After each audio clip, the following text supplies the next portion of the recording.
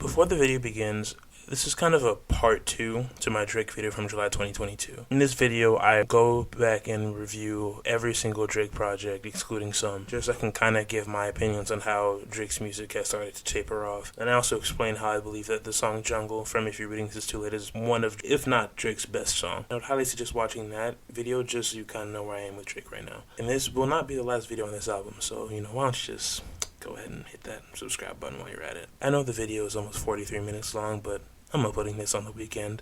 I'm sure you have time. But with all that out of the way, let's just get into it. Now that you have presumably caught up with me and know my feelings on Drake right now, let's get ourselves up to speed. The surprise release, Honestly Nevermind, is one of, if not Drake's most hated albums among fans. Drake, already coming off one of his most divisive projects to date, released a poor man's attempt at a dancehall album. Considering the timing, it felt like Drake took inspiration from Beyonce's upcoming Renaissance album, that he does also have writing credits on, which is important to note, and kind of made Honestly Nevermind as what capitalized on the surge in popularity that dancehall was going to start getting with Beyonce's new album, and to seemingly respond to certain events with a woman that he may or may not have had a very public off and on relationship with. But for the most part, it was not much enjoyed by fans. Personally, I can commend Drake for trying something new like his fans have been asking for the longest time, but this still felt like a missed opportunity. Despite it being fresh, it still felt half-assed. The biggest song of note from that album, however, was definitely Jimmy Cook's with 21 Savage. Not only is it the most popular and beloved song from the album, but 21 Savage is the only feature on Honestly Nevermind, and the popularity of this song sparked interest in something. A real, fully fledged Drake and 21 Savage collab album. Drake and 21 have had some memorable collaborations in the past, like their first collab, the song Sneakin', a throwaway from More Life, and for the last 3 years have had some memorable performances. Drake's 2020 feature on Mr. Right Now from 21 Savage and Metro Boomin's Savage Mode 2, Knife Talk, a Savage Mode 2 throwaway that ended up on CLB, and up to June 2022, Jimmy Cooks. And after coming off the hype, we now fast forward to October 2022, where no musician did anything bad at all and everything is fine. For the sake of my mental health, guys, it's still February 2016 and Kanye just released The Life of Pablo. Everything's fine. Everything is fine. Rumors started to circulate that Drake and 21 had an actual collab album in the works. And when news started going around to rap news outlets like the infamous Rap TV page, 21 called a cap on these rumors, shutting down the idea that they might have a project in the works. That was until literally like a day or two later, Drake and 21 would release their music video for the song Jimmy Cooks. That was actually just a front for them to announce that their collab album, titled Her Loss, would be released on the 28th of October. Nice job, 21. But on the 26th, Drake would announce that the album had to be pushed back 1 week as OVO 40, Drake's main producer, had caught COVID-19, and he was the one that was mixing and mastering the album. So for that reason, they had to step back. But realistically, it wasn't because of 40 or because Rihanna had finally came out of her cryopod for the first time in years to release a new song. It's because he didn't want to step on Baby Tron's release date. Smart move, Drizzy. But after that initial pushback, some interviews, trolling a Tiny Desk concert, trolling a Vogue cover, and Drake posting straight up hentai on his Instagram story the night before the release.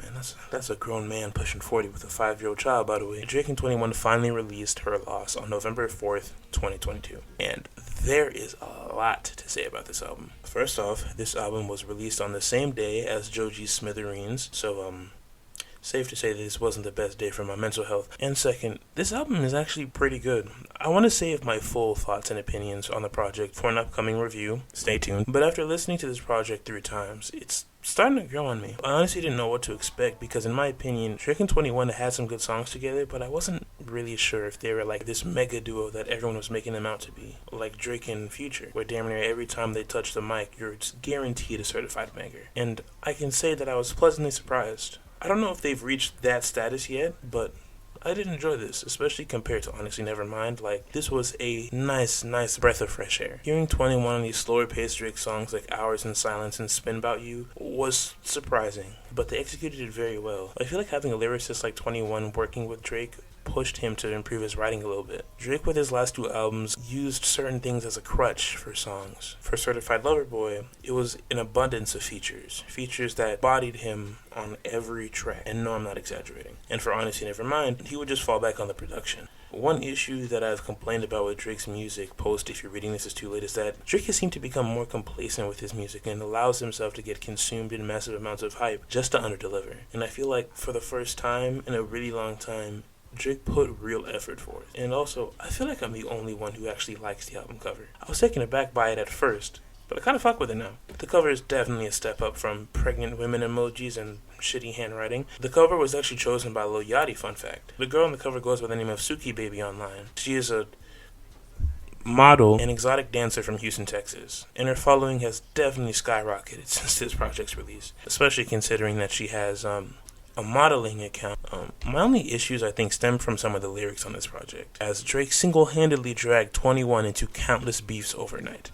Drake made shots at Kanye West, or Ye, and Serena Williams' husband, out of the blue, kind of, saying that he patched things up with Ye last year only out of love for music executive James, or J. Prince, and calling Serena Williams' husband a groupie. The bar about Kanye, considering recent events, is understandable and well-deserved, but the bar against Serena's husband seemed a bit uncalled for. And once again, out of nowhere, were they beefing before? I'm just going off script. Were they beefing beforehand? Because I don't know what provokes you to just say that. It doesn't make any sense to me. But the most controversial line from this album came from the song Circo Loco, where he not only makes that dig at Ye, but also made a dig at what most assumed to be Megan Thee Stallion, seemingly poking fun at Megan's shooting incident in 2020 with Tory Lanez, where he allegedly shot her in the foot out of frustration at a party. And this angered many people, and Megan herself, of course, came out and questioned why her trauma was being used for clout. And of course, a tweet like that awoke D1 level dick writer DJ Academics to return from the ashes to defend Drake. I used to wake up in my room in the morning, put on my dirty shoes in the morning. Heard mama crying last night. Like, this grown-ass man Drake needs saving from a 31-year-old man, baby. Thank you, Drake! I was listening to Taylor Swift for 2 fucking weeks.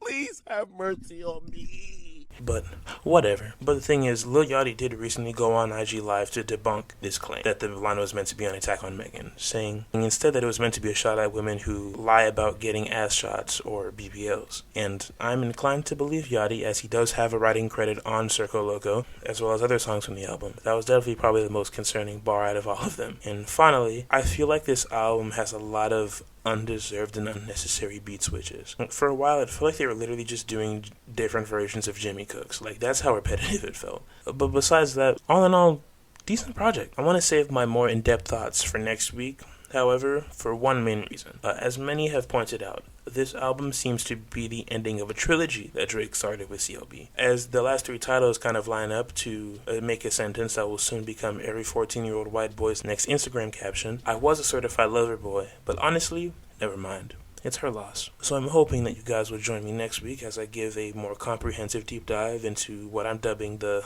Boy Trilogy, just to see if Drake has potentially redeemed himself. Thank you guys so much for watching, and thank you for the support on my American Dad video. It has now become my most viewed YouTube video, and it's brought a lot of new people to my channel. I appreciate the hell out of you guys.